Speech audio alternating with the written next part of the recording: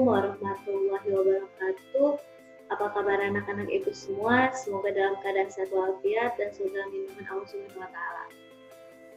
Oke, untuk pertemuan kali ini kita belajar mengenai akuntansi pemerintahan. Setelah sebelumnya kalian sudah mempelajari mengenai pelaksanaan pengelolaan keuangan desa. Untuk kali ini kita akan membahas mengenai penatausahaan keuangan desa. Nah, apa sih penatausahaan keuangan desa? Pada pertemuan kali ini kita akan membahas lebih lanjut mengenai penatausahaan keuangan desa. Sebelumnya, mari kita membuka pembelajaran ini dengan membaca basmalah bersama-sama. Bismillahirrahmanirrahim. Nah, di sini disebutkan bahwa penatausahaan keuangan desa adalah proses administrasi pencatatan kegiatan keuangan desa dengan menggunakan formulir, dokumen, buku yang dilakukan oleh bendahara desa, pelaksana kegiatan yang melibatkan pihak terkait lainnya. Nah, di sini juga dijelaskan bahwa bendahara desa wajib melakukan pencatatan terhadap seluruh transaksi yang ada, yaitu berupa penerimaan pendapatan desa dan pengeluaran belanja desa serta pembiayaan desa. Nah, pelaksana kegiatan melakukan penatausahaan terkait kegiatan yang dilakukannya. Bendahara desa melakukan pencatatan secara sistematis dan kronologis atas transaksi-transaksi keuangan yang terjadi. Penatausahaan keuangan desa yang dilakukan oleh bendahara desa dilakukan dengan cara sederhana, yaitu berupa pembukuan dan belum menggunakan jurnal akuntansi. Nah, untuk selanjutnya kita akan belajar mengenai pembukuan keuangan desa. Sama seperti transaksi pada siklus akuntansi lainnya, di sini disebutkan bahwa pencatatannya secara sistematis dan kronologis. Jadi, pencatatan transaksinya itu berdasarkan tanggal transaksi berurutan, seperti itu. Nah, selanjutnya penatausahaan pendapatan desa. Di sini ada penatausahaan pendapatan desa, yaitu proses pencatatan yang dilakukan oleh bendahara desa terhadap seluruh transaksi penerimaan pendapatan desa yang meliputi pendapatan asli desa, transfer, dan pendapatan lain-lain. Nah, pihak yang terkait dalam proses penerimaan pendapatan desa adalah pemberi dana. Jadi, orang yang memberikan dana desa itu bisa saja dari pemerintah pusat, provinsi, kabupaten, atau kota, dan bisa juga dari masyarakat dan pihak ketiga lainnya. Nah, untuk penerima dana sendiri, yaitu bendahara desa, pelaksana kegiatan, atau kepala dusun, dan pihak bank. Nah, selanjutnya ada bukti atau dokumen sumber pencatatan penerimaan pendapatan. Jadi, setiap pencatatan penerimaan harus disertai dengan bukti yang lengkap dan sah. Dokumen sumber yang dijadikan dasar pencatatan penerimaan pendapatan oleh bendahara desa antara lain yaitu bukti transfer, kwitansi penerimaan, tanda terima retribusi, yang dibuat oleh petugas pemungut dan tanda terima pungutan. Selanjutnya tanda terima swadaya tunai, tanda terima barang, daftar hadir, dan nota transfer atau nota kredit. Itu adalah beberapa bukti atau dokumen yang digunakan sebagai dasar pencatatan untuk transaksi penerimaan pendapatan. Nah, selanjutnya ada penatausahaan belanja desa. Penatausahaan belanja desa adalah proses administrasi pencatatan terhadap seluruh transaksi pengeluaran belanja desa yang dilakukan oleh bendahara desa ataupun pelaksana kegiatan. Belanja desa meliputi semua pengeluaran dari RKD. RKD itu rekening kas desa yang merupakan kewajiban desa dalam 1 tahun anggaran yang tidak akan diperoleh pembayarannya kembali oleh desa. Belanja desa digunakan untuk melaksanakan program dan kegiatan sebagaimana yang telah direncanakan dalam APBD atau Anggaran Pendapatan Belanja Desa. Itu tentang penatausahaan belanja desa. Nah, di sini ada dokumen atau formulir yang terkait dengan penatausahaan belanja desa, yaitu Rencana Anggaran Biaya atau RAB, selanjutnya Surat Permintaan Pembayaran atau SPP, Surat Pernyataan Tanggung Jawab Belanja atau SPTB, dan bukti kwitansi. Jadi, setiap transaksi yang terkait dengan belanja desa, dokumen formulir yang mendukungnya adalah keempat dokumen ini. Oke, selanjutnya yaitu penatausahaan pembiayaan desa. Pembiayaan desa meliputi semua penerimaan yang perlu dibayar kembali dan atau pengeluaran yang akan diterima kembali, baik pada tahun anggaran yang bersangkutan maupun pada tahun-tahun anggaran berikutnya. Penatausahaan pembiayaan desa adalah proses pencatatan yang dilakukan oleh bendahara desa terhadap seluruh transaksi pembiayaan desa yang meliputi penerimaan dan pengeluaran pembiayaan. Itu tentang pembiayaan desa. Oke, di sini ada siklus penatausahaan keuangan desa, di mana ada dimulai dari peraturan desa tentang APB desa. Selanjutnya ada transaksi kas masuk dan kas keluar, lalu dilanjutkan kepada pencatatan buku kas yang di dalamnya ada kas umum, pembantu pajak, dan buku bank. Dan selanjutnya dilanjutkan kepada tutup buku setiap bulan sebagai laporan bulanan.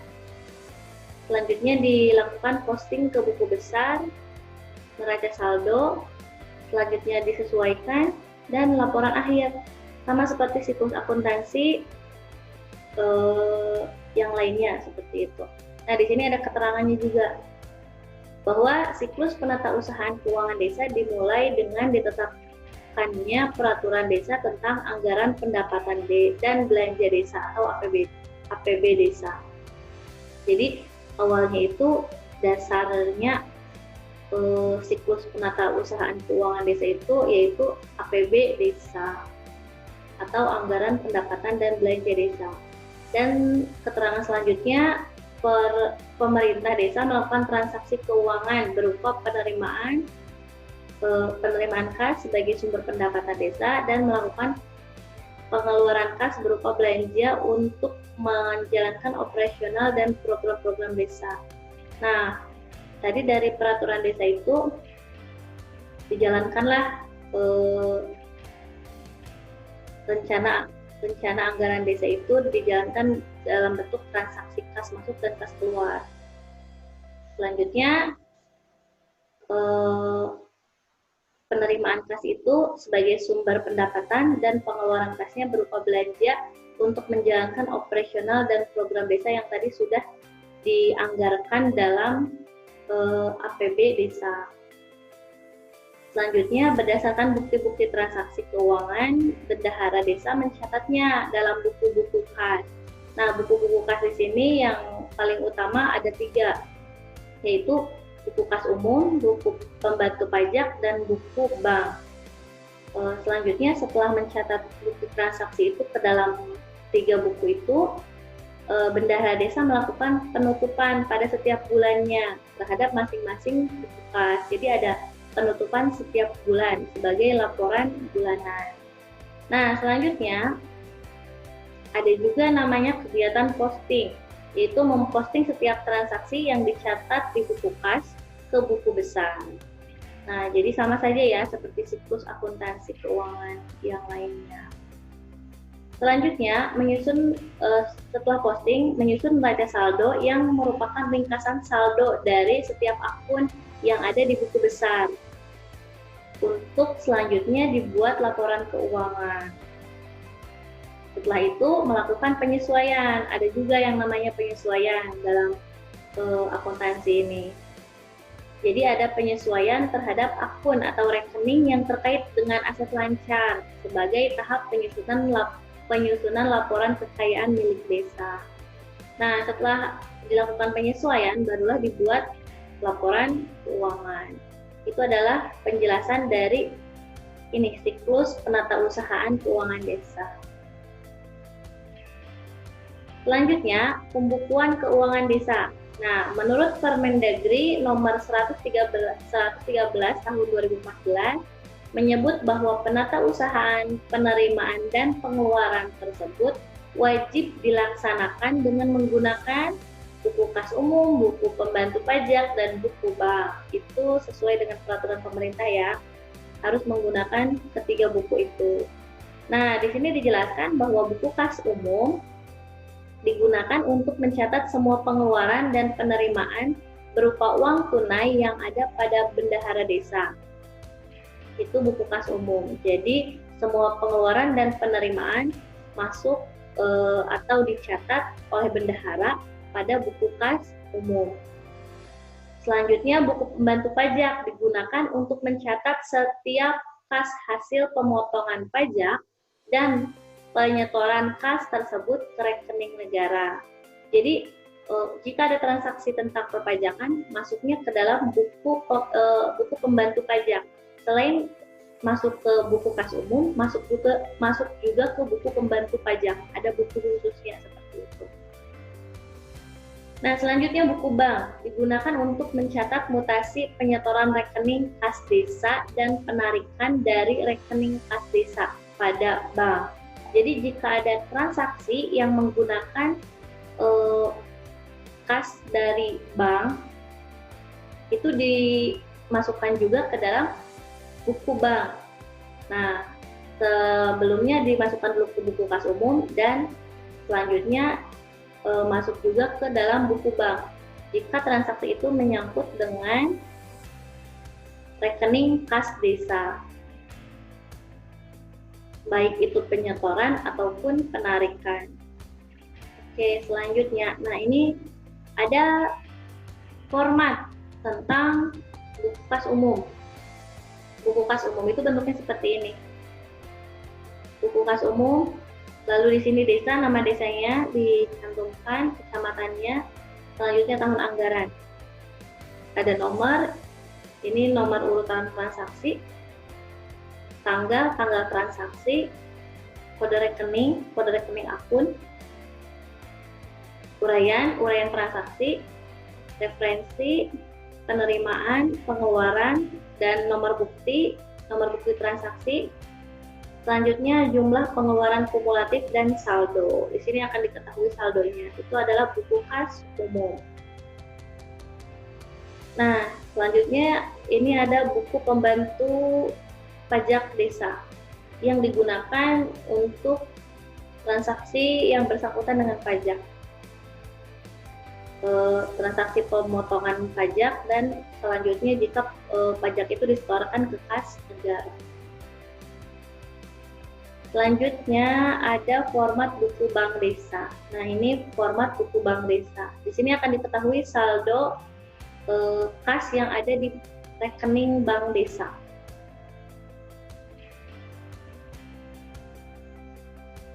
Ini tentang buku bank desa, bentuknya seperti ini.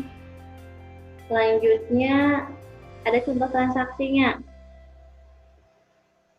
Nah, di sini contoh transaksi tanggal 15 Februari 2015 diterima hasil retribusi pasar desa sebesar 250.000 dengan nomor bukti NKM0054. Nah, jadi ini adalah salah satu transaksi penerimaan dari retribusi pasar desa. Selanjutnya tanggal 16 Februari 2015 dikeluarkan SPP. Tadi sudah dijelaskan ya SPP sebelumnya itu apa. Surat permintaan pembayaran nomor 17 untuk belanja alat tulis kantor desa sebesar 150.000. Ini adalah transaksi pengeluaran kas ya tentunya. Selanjutnya ada tanggal 20 Februari diterima hasil retribusi jaringan irigasi untuk tahun tanam 2015 sebesar 500.000 dengan nomor bukti NKM0055. Jadi ada lagi ini transaksi penerimaan tentunya ya. Nah, selanjutnya tanggal 21 ada penyetoran ke rekening kas desa sebesar 500.000. Selanjutnya tanggal 27 ditarik uang dari rekening kas desa. Nah, ini kedua transaksi ini berhubungan dengan rekening kas desa yang nomor 4 sama nomor 5.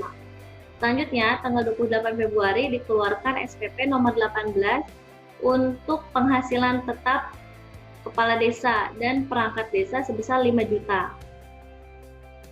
Dipotong PPh pasal 21 sebesar 250.000. Nah, ini tentang transaksi pajak ya. Dan di sini kita lihat pengerjaannya yang tanggal 15 kita masukkan ke buku kas umum. Kita isikan tanggal 15. Di sini ada kode rekeningnya. Nanti kode rekening kita bahas lebih lanjut ya. Kode rekening beserta nama akun atau uraiannya. Oke, di sini kode rekening. Selanjutnya uraiannya penerimaan kan dari retribusi pasar ya.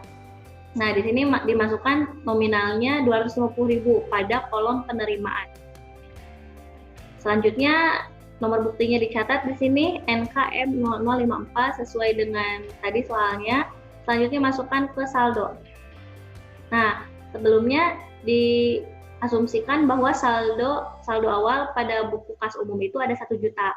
Jadi ketika masuk penerimaan dari retribusi pasar 250.000, jadi ada saldo menjadi 1.250.000 karena ini merupakan penerimaan.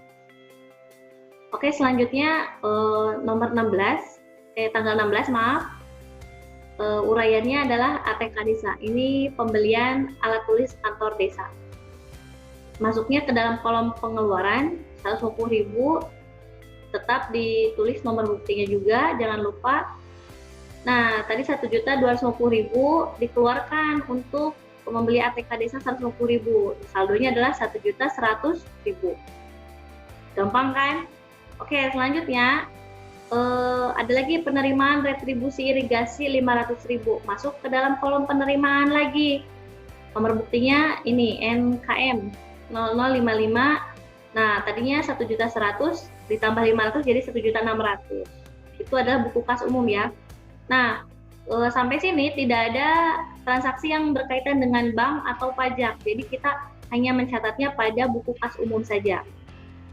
Oke, selanjutnya baru ada nih di transaksi nomor 4 tanggal 21 setoran ke bank. Nah, setoran ke bank tadi setoran ke rekening bank desa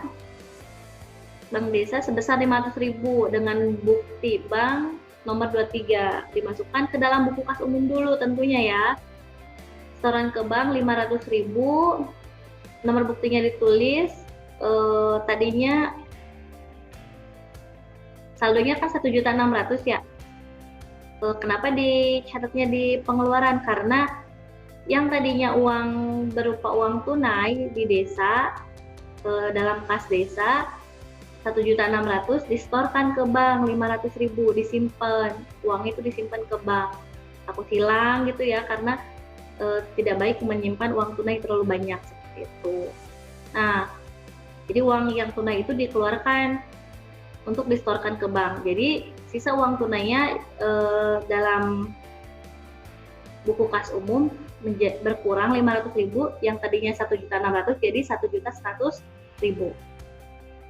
Nah, selain ke dalam buku kas umum yang 500.000 ini dimasukkan ke dalam buku bank desa. Nah, di sini ada tanggal 21 setoran 500.000 dan asumsinya saldo awal bank desa itu rekeningnya itu ada 100 juta. Ketika ditambahkan 500.000 bertambah jadi 100.500.000 rupiah. Itu ya. Oke, selanjutnya kembali lagi. Nah, di sini ada penarikan dana. Penarikan dana, kita lihat soalnya lagi. Penarikan dana ditarik uang dari rekening kas desa tanggal 27 Februari, ditarik uang dari rekening kas desa pada Bank Lampung sebesar 6 juta dengan bukti bank BB bukti bank nomor 24. Jadi ada penarikan dari rekening desa ya. Nah, tentu saja ditulis dalam buku kas umum. Di sini ada penarikan dana dari bank yang selanjutnya akan disimpan pada kas desa. Ditarik sebesar 6 juta, berarti kan uang di desa bertambah sebesar 6 juta diambil dari bank. Nah, selanjutnya 1.100.000 ditambah 6 juta jadi 7.100.000. Ini kan berkaitan dengan bank ya, jadi harus dimasukkan ke dalam buku bank desa. Tanggal 27 bukti transaksinya BB nomor 24 penarikan 6 juta. Yang tadinya 100.500.000 berkurang 6 juta jadi 94.500.000. Ini adalah rekening saldo kas desa di bank. Nah, selanjutnya transaksi terakhir adalah tanggal 28 Februari dikeluarkan SPP nomor 18 untuk penghasilan tetap kepala desa dan perangkat desa sebesar 5 juta dipotong PPh pasal 21 sebesar Rp250.000. Nah, pencatatannya tetap pada buku kas umum tanggal 28. Di sini uraiannya penghasilan tetap, pengeluarannya 5 juta dari uang yang tadinya saldonya 7.100.000 dikurangi 5 juta jadi tinggal 2.100.000. Nah, ini tadi ada berkaitan mengenai dengan pajak sebesar 250.000 masuk ke dalam buku pembantu pajak. Di sini tanggal 28 keterangannya PPh pasal 21 atas penghasilan tetap kepala desa dan perangkat desa. Jadi pemotongan pajak itu dimasukkan ke dalam buku pembantu pajak. Ditulisnya dalam pemotongan sebesar 250.000 karena uang ini belum disetorkan ke kas negara. Jadi baru ditulis dalam pemotongan. Jika nanti uang ini disetorkan ke kas negara, nanti akan ditulis lagi transaksinya di bawahnya dan selanjutnya akan dicatat dalam kolom penyetoran dan akan mengurangi saldonya yang ini, yang 250.000 ini. Itu sedikit transaksi yang bisa Ibu jelaskan hari ini. Dan selanjutnya, nah setelah transaksi yang tadi dimasukkan ke dalam buku kas umum, buku bank sama buku pajak, selanjutnya ada kegiatan memposting ke dalam buku besar. Posting ini dilakukan untuk setiap transaksi keuangan yang tercatat di buku kas umum desa dan buku bank desa, kecuali untuk transaksi setoran ke bank dan penarikan dana dari rekening bank desa. Nah, selain itu, untuk transaksi yang terkait dengan pembiayaan dan pembelanjaan yang menimbulkan perolehan aset tetap, posting dilakukan 2 kali. Pertama, posting dilakukan ke buku besar dari akun-akun APB desa. Kedua, posting dilakukan ke buku besar pada akun-akun laporan kekayaan milik desa. Itu ya tentang posting. Nah, ini contoh proses pemostingan transaksi. Contohnya tanggal 15 Februari ada transaksi retribusi pasar ya. Tentunya kita posting ke rekening retribusi pasar. Di sini tentu saja ya buku besar itu satu rekening satu buku besar. Nah, selanjutnya dimasukkanlah 250.000 karena ini masuknya bertambahkan penerimanya 250.000 dan saldonya 250.000. Itu adalah tentang posting ya. Tentu saja sudah paham karena sama seperti posting pada transaksi keuangan pada siklus akuntansi keuangan yang lainnya. Nah, menyusun neraca saldo. Setelah memposting semua akun-akun yang ada pada transaksi, selanjutnya menyusun neraca saldo. Tahapan yang perlu dilakukan sebelum mempersiapkan laporan APB desa adalah menyusun neraca saldo. Neraca saldo merupakan ringkasan saldo-saldo akhir dari setiap rekening yang ada di buku besar. Itu tentang menyusun neraca saldo. Nah, Mungkin sampai di sini dulu yang Ibu bisa sampaikan tentang sedikit transaksi tentang akuntansi keuangan desa. Untuk selanjutnya kita akan membahas mengenai neraca saldo, penyesuaian, dan laporan keuangannya. Ya, tetap semangat. Untuk pertemuan kali ini cukup. Ibu cukupkan. Ibu tutup. Billahi taufiq walhidayah. Wassalamualaikum warahmatullahi wabarakatuh.